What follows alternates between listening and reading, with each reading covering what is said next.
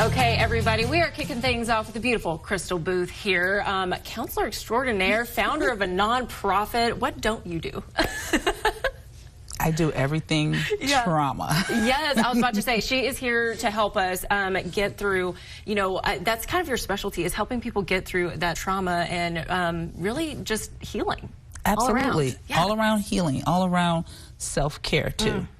Yes. Okay. So let's dive right in, because you founded a nonprofit. Let's go through the history.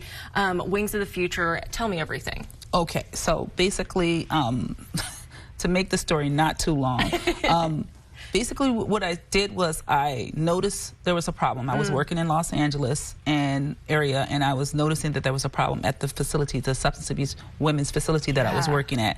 And I kind of got, you know, like hurt, because I was like, we're helping them with substance abuse. We're helping them. I was the one over the trauma group, running the trauma groups there. But we're not really helping them get their kids back. We're not really helping them find something that they can hope for, that they can push for. Because once they get out of this facility, they likely what they'll do is they'll recidivate. They'll go right back to using again, or doing some sort of something damaging to themselves. And so what I decided to do was I went to my boss and I said, you know what, can I start a domestic violence group here? Because what happens with the courts is when you lose your children through Child Protective Services, that happens a lot in Los Angeles, and you know, even in our bigger cities, you know, what will happen is they'll force you to take the child from you, put you on visitation, or sometimes they'll just adopt your child out.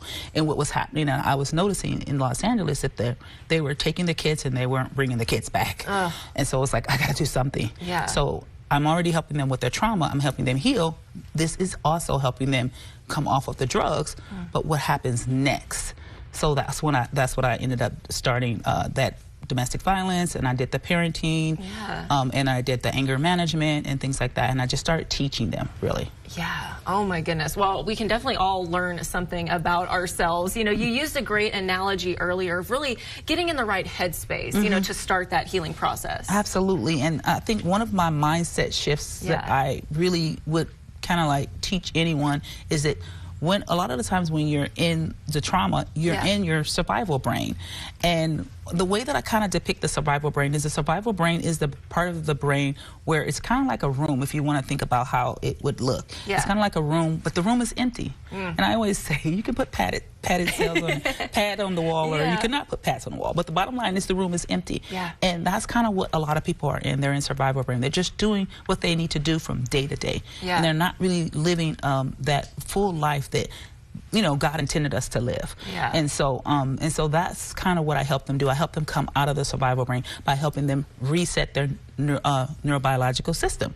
And also I help them use my technique, my flagship technique, which is deep inner soul healing with self-empathy. And I help them to begin to heal the wounded soul, the wounded heart and mind. And then I also help them using the scriptures too, to kind of help them, you know, get a new mind, a new mindset, a new way of thinking about life and seeing themselves.